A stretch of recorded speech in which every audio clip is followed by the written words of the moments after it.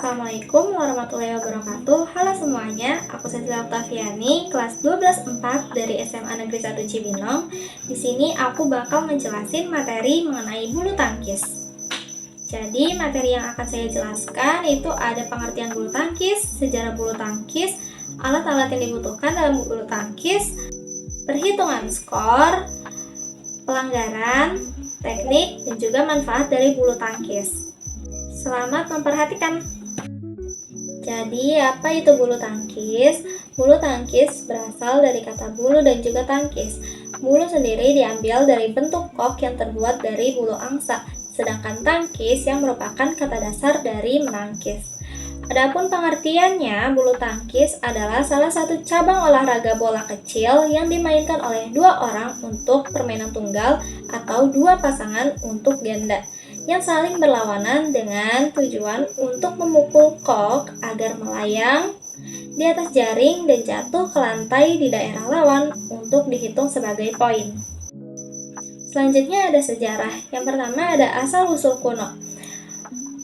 Badminton diperkirakan sudah ada sejak Mesir kuno, yaitu sekitar 2000 tahun yang lalu.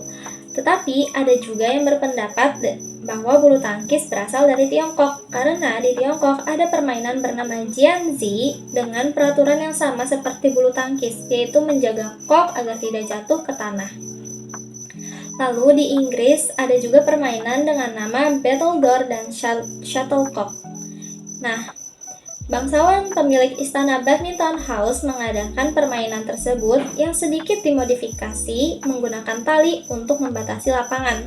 Jadi, kata badminton tersendiri itu berasal dari nama istana, yaitu Badminton House. Untuk sejarah internasionalnya, permainan ini telah berkembang pesat sejak tahun 1850-an, dan orang-orang mulai menyebutnya sebagai badminton. Badminton World Federation didirikan pada 5 Juli 1934 di London, Inggris dengan nama awal International Badminton Federation atau IBF. Awalnya hanya terdiri dari 9 negara anggota termasuk Inggris, Kanada, Denmark, Prancis, dan Selandia Baru. Badminton mulai masuk di Indonesia pada era kolonial sekitar tahun 1930. Namun, hanya bisa berkembang pada tahun 1947 atau setelah kemerdekaan Indonesia. Sejak itu, perkembangan bulu tangkis cukup pesat. Pada tahun 1951, Persatuan Bulu Tangkis Seluruh Indonesia atau PBSI dibentuk untuk menaungi kegiatan bulu tangkis di Indonesia. Selanjutnya ada alat dan perlengkapan bulu tangkis. Yang pertama ada lapangan. Dalam pertandingan bulu tangkis profesional, lapangan yang dapat digunakan harus memiliki ukuran yang standar yang sudah ditentukan oleh PBSI atau BWF.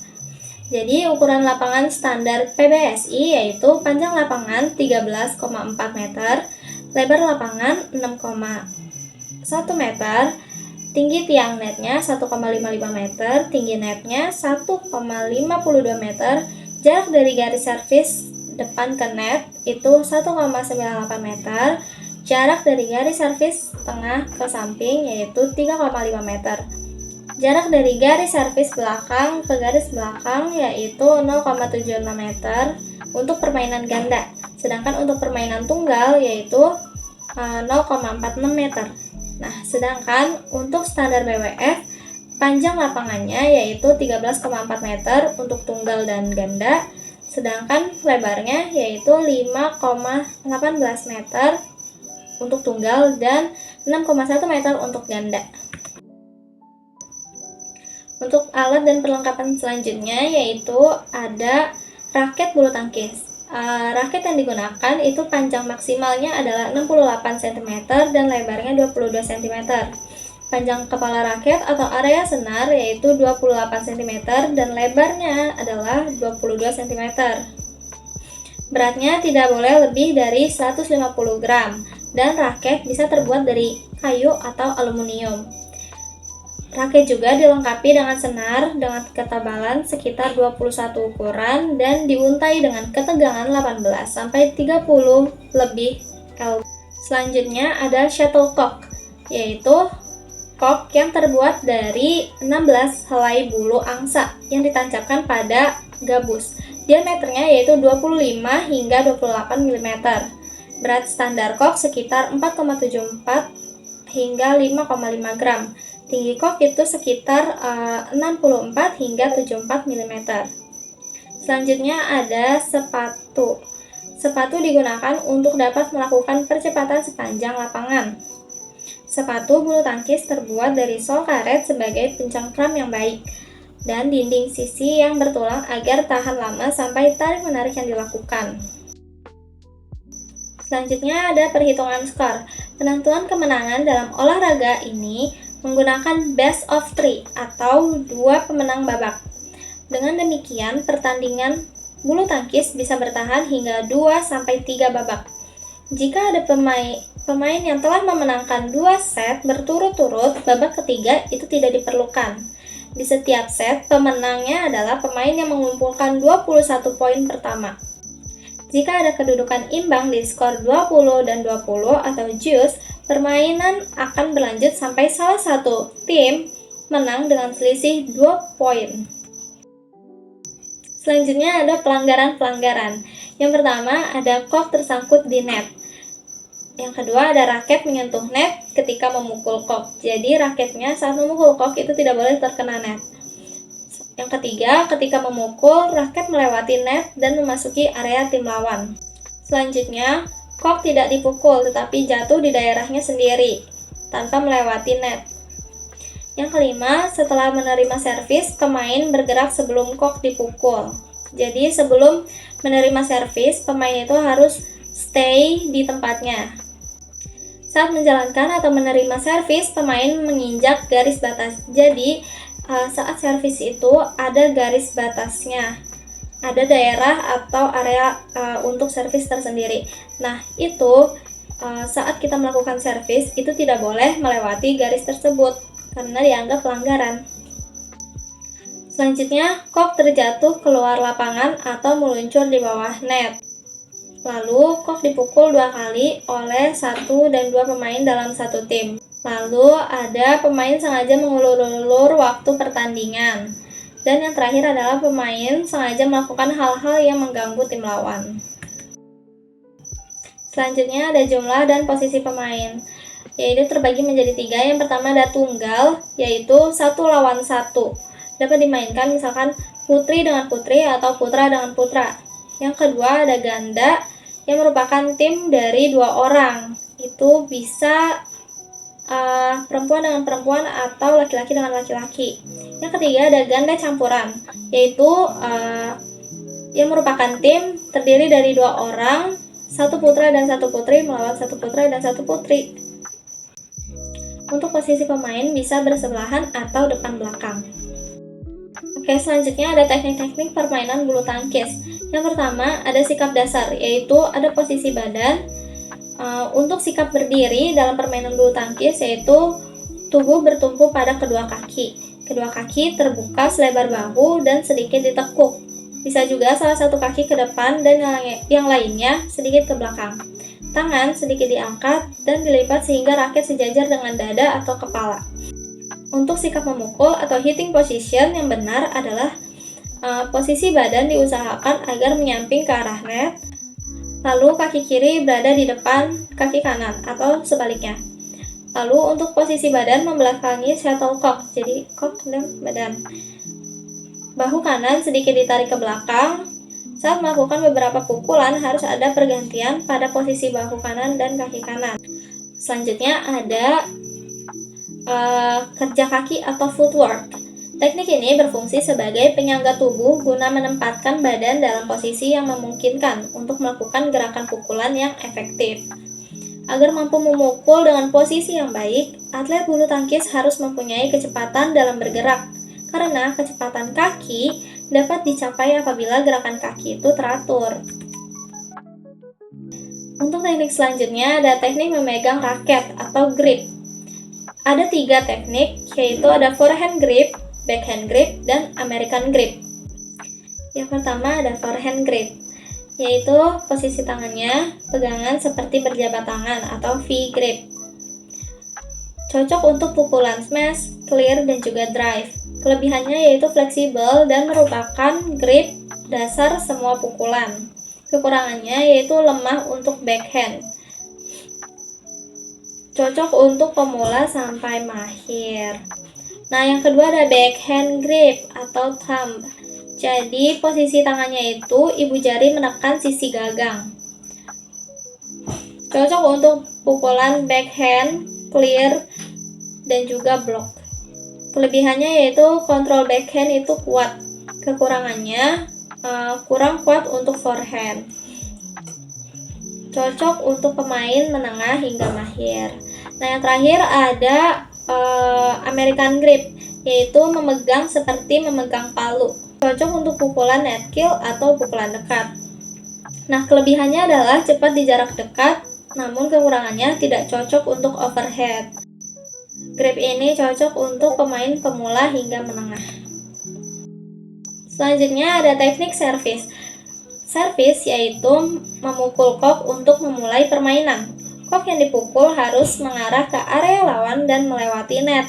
Oke, yang pertama ada servis pendek. Tujuannya untuk memaksa lawan mengangkat bola. Posisi badannya itu condong ke depan dan kaki kanan berada di depan dengan tangan sejajar dengan dada, lalu ayunannya itu pendek dan halus. Pandangannya menghadap ke shuttlecock lalu ke lawan. Yang kedua ada servis jauh. Tujuannya untuk mendorong lawan ke belakang. Posisi badannya itu kita tegak, lalu kaki kiri ada di depan, tangan ada di samping bawah, ayunannya itu panjang. Pandangannya ke shuttlecock lalu ke lawan. Untuk servis tunggal dengan skor genap yaitu dari kanan ke arah area lawan di sebelah kiri.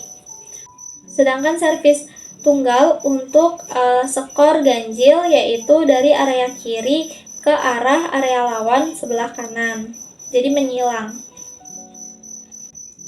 Untuk permainan ganda, untuk servis dengan skor genap yaitu sama dari kanan ke area lawan kiri, tetapi tim kita harus berada di kiri.